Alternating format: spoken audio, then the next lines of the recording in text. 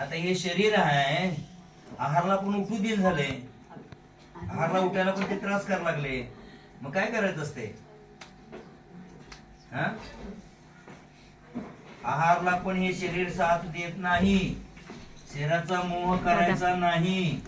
जोपर्यंत शक्ती आहे तोपर्यंत आहार करायचा, आणि ज्या दिवशी शक्ती नाही त्या दिवशी काय म्हणायचं? चारी प्रकारच्या आहाराचा त्याग आहे म्हणायचं. जोपर्यंत शक्ती आहे तोपर्यंत आहार घ्यायचा, आणि नसेल तर म्हणायचं चारी प्रकारच्या आहाराचा त्याग आहे म्हणायचं, आणि संलेखनाला समाधीला तयार राहायचं. हे शरीर आपली साथ सोडून जाणार आहे. शरीर सोडते त्याच्यापेक्षा अगोदर आपणच सोडायचं त्याला. शरीर येणार आहे का आपल्याबरोबर? येणार आहे का शरीर? किती भावात किती शरीर धारण केली? परते पर हरणार, परते पर हरणार, जागा हो आत्मराजा म्हणायचं. परते पर हरणार, जागा हो आत्मराजा.